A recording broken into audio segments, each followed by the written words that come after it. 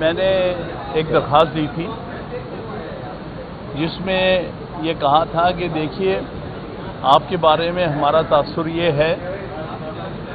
کہ آپ باعث ہیں پی ٹی آئی کے ورکرز کینڈیڈیٹس ان کے بارے میں، اور یہ تاثر ہمارا کئی مہینوں سے ہے، اور یہ کہ ایک تو یہ ہے کہ فیصلے خلاف آ رہے ہیں،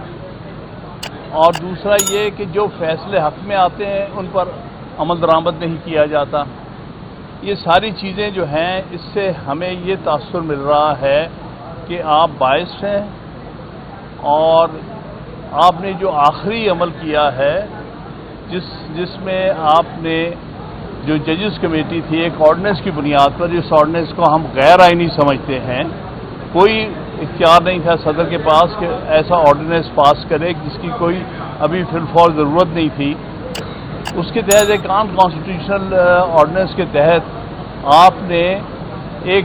سینئر جج کو ہٹا کے ججز کمیٹی میں آپ نے ایک جونیئر جج کو لے لیا۔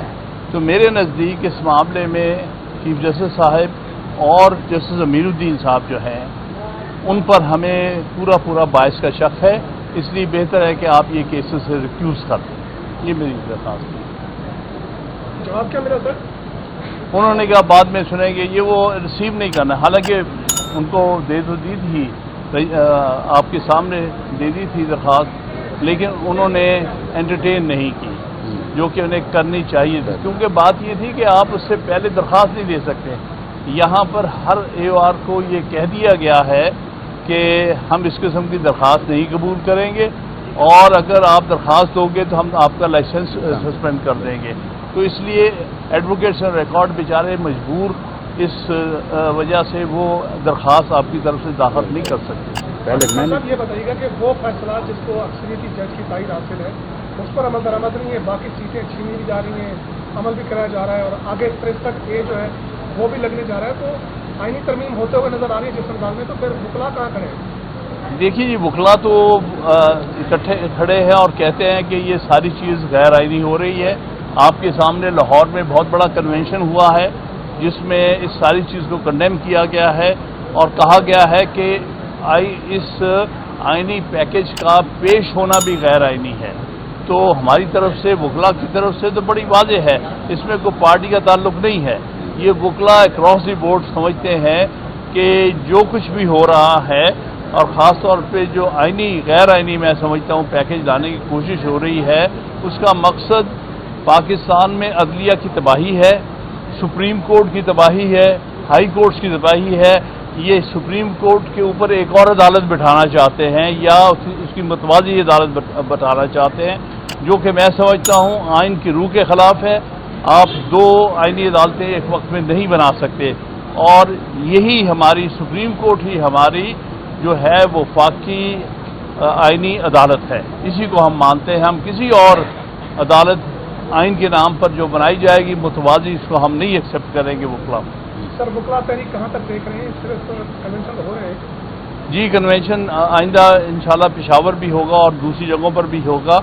کیونکہ وکلا اس قسم کی آئینی ترمیم کو کبھی بھی قبول نہیں کریں گے جو کہ زبردستی اور جس کا مقصد پاکستان میں عدالتی نظام کو تباہ و برباد کرنا ہے۔ ہم کبھی ایسی کوئی آئینی ترمیم کو قبول نہیں کریں گے، اور جس انداز سے لائی جا رہی ہے، جس طرح دباؤ ڈال کر نمبر پورے کرنے کی کوشش کی، حالانکہ جو حکومت ہے اس کو تو عام قانون سازی کی بھی حق نہیں ہے کیونکہ لیجیٹیمیٹ نہیں ہے، وہ فارم 47 کی ہے، لیکن یہ تو آئینی ترمیم کی بات کر رہے ہیں۔ ان کو سوچنا تک نہیں چاہیے آئینی ترمیم لانے کا، کیونکہ ان کے پاس کوئی لیجیٹیمیسی نہیں ہے آئینی ترمیم لانے کے بارے میں۔ سر سارے عمل کا راستہ روکنے کے آپ کے پاس کیا حل ہے؟ ہم وکلا آئین اور قانون کے دائرے میں رہتے ہوئے جس طرح پہلے ہم نے تحریکیں چلائی ہیں، اسی طرح ہم آئین اور قانون کے دائرے میں رہتے ہوئے پرامن تحریک چلائیں گے۔ ججز کمیٹی جو ہے جس میں منیب اختر صاحب کو نکال دیا گیا، منصور علی شاہ کا بھی ایک خط سامنے آیا ہے، انہوں نے کہا کہ یہ ون مین شو ہے۔ آپ کیا سمجھتے ہیں کہ پہلا عمل ٹھیک تھا، اس حکومت نے کیا تھا، وزیر اعظم یہی تھے، اب آرڈیننس کے ذریعے کام یہ کرنا درست ہے عمل؟ بہت غلط ہے، بہت افسوسناک ہے اور جو منصور علی شاہ صاحب نے خط لکھا ہے بالکل درست ہے. جب اس قانون کے تحت ایک کمیٹی بن گئی اور بالکل درست کمیٹی بنی کیونکہ اس میں پہلے سینئر موسٹ 2 ججز تھے چیف جسٹس کے ساتھ، تو ان میں سے کسی کو ہٹانا اور کسی جونیئر جج کو لانا یہ غیر آئینی ہے، غیر قانونی ہے، ہر طرح انصاف کے منافی